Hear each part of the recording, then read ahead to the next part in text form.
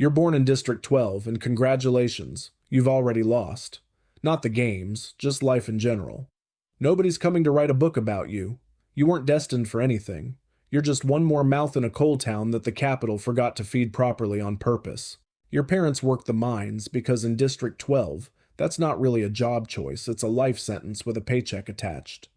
Your dad comes home every night covered in black dust, coughing in a way that makes your mother go quiet. Coal dust in the lungs is basically a district tradition, passed down like a family heirloom nobody asked for. You grow up hungry. Not dramatically movie hungry, just quietly, constantly hungry. The kind where your stomach growls during class and you've learned to just ignore it, because everyone else's is doing the same thing.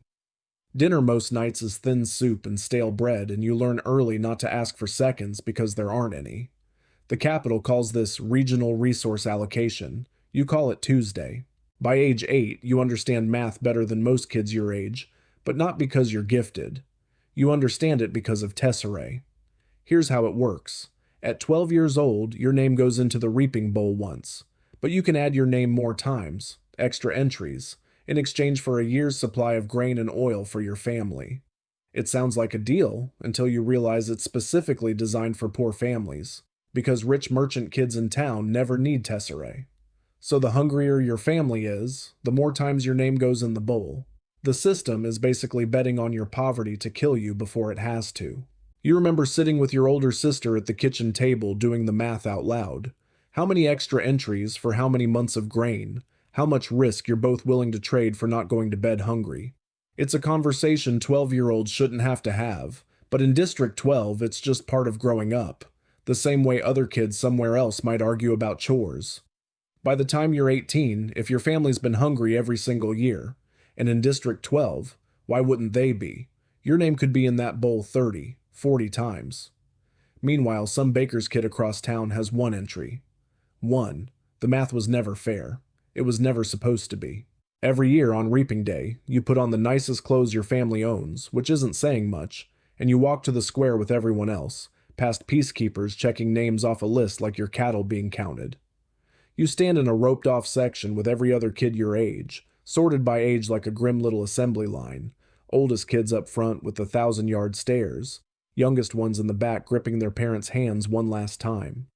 Capitol cameras broadcast the whole thing to the entire country as entertainment.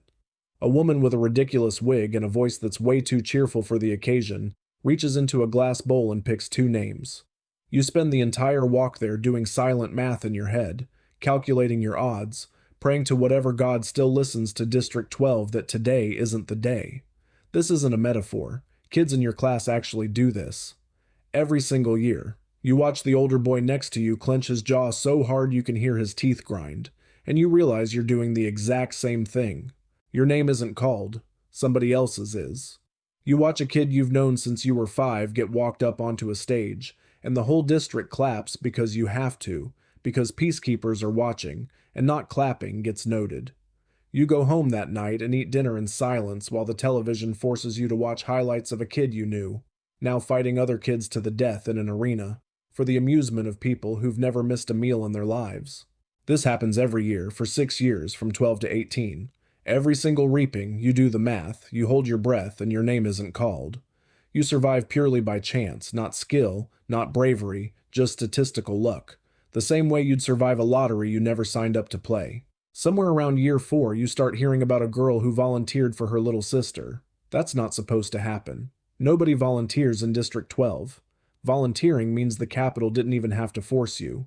You walked into your own execution willingly.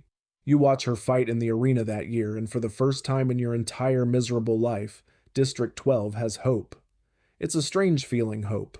You're not used to carrying it. She wins. Actually wins. And for a few weeks the whole district practically floats. Extra food shows up. The mines feel a little less crushing. Maybe things are changing.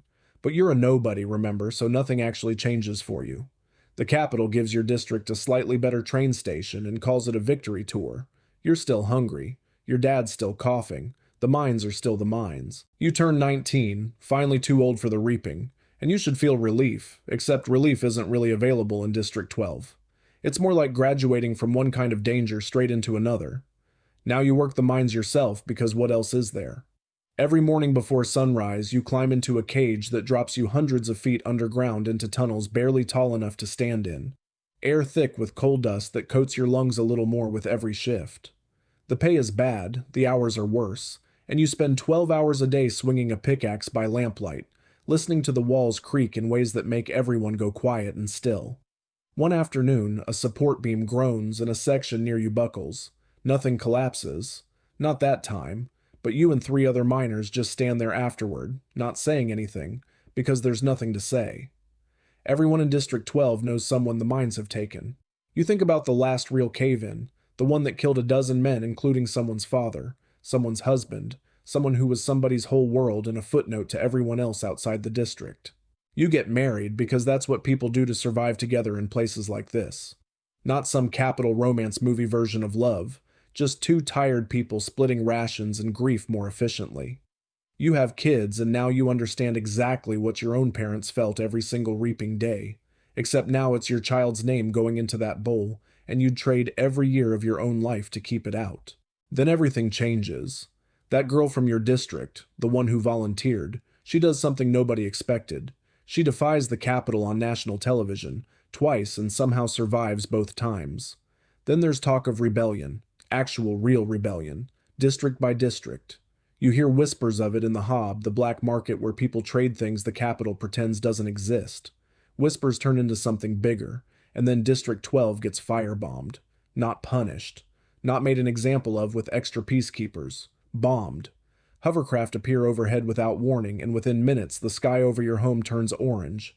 Buildings you've known your entire life collapsing into ash. Neighbors screaming. The mine entrance itself catching fire while people are still inside.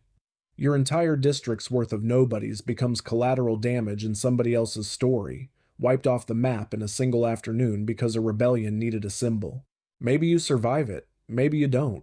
If you do, you're now a refugee hiding in the woods with thousands of other displaced nobodies, watching your home burn from a hillside, watching everything you spent your whole life quietly surviving get erased in an afternoon because it was narratively convenient for a war effort you never asked to be part of. If you don't survive, you're one line in a casualty count nobody outside your own family will ever read. No book gets written about you. No mockingjay pin gets forged in your memory. You're not a martyr. You're not a hero. You're just one more person who existed, suffered, and disappeared, in a world that only ever had room in its story for the exceptional ones. And that's really the whole horror of Panem when you think about it. It was never really about the 24 kids who fight in the arena each year. It's about the millions who don't.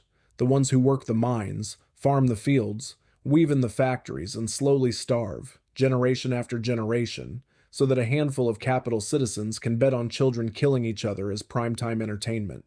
Katniss got a revolution. You got a reaping day math problem, a mine shaft, and a district that burned down around you before anyone bothered to ask your name. That's Panem for everyone who isn't the main character. Welcome to being a nobody,